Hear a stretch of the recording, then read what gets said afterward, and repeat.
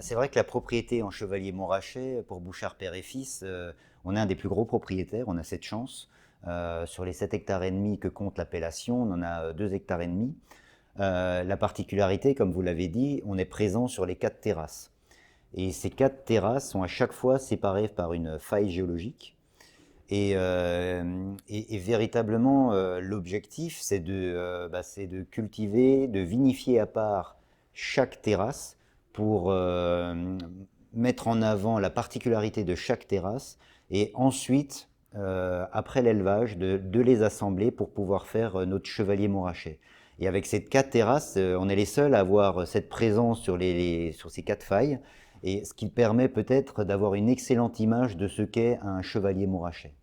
Et c'est assez unique quand vous faites la dégustation de ces 4 terrasses, vous avez 4 vins totalement différents, toujours dans la lignée des chevaliers, mais vraiment avec des particularités qui leur sont très propres.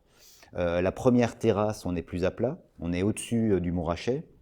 Ce sont des sols un petit peu plus bruns, plus argileux, assez solaires. C'est toujours des vins très expressifs, très aromatiques, avec parfois des notes de rose fanée, un petit peu de Riesling, ce côté un peu pétrolant, mais avec une certaine richesse et beaucoup d'ampleur.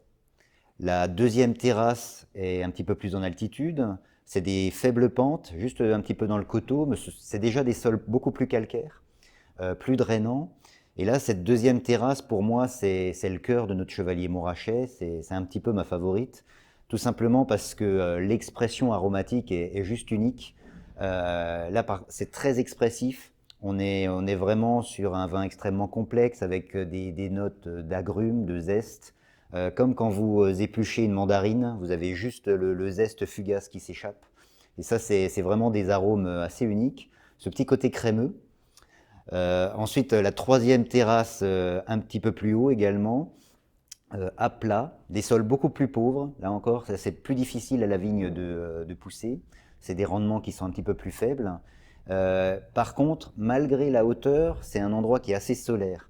Donc ça fait des vins avec une certaine amplitude, une certaine richesse, un côté toujours un petit peu très floral, la fleur de tilleul, un petit côté mielé.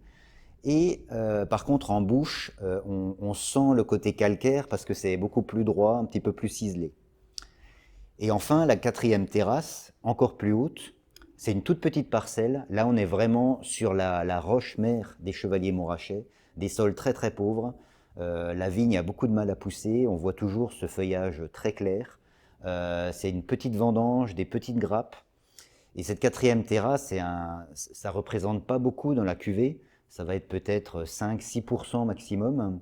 Mais par contre, le vin à cet endroit, là vraiment, c'est extrêmement ciselé, on est sur la minéralité, un côté très salin. C'est un peu comme la lame d'un couteau affûté, avec une très grande précision. Et c'est ce qui va apporter vraiment cette petite touche de fraîcheur et de minéralité dans notre chevalier montrachet.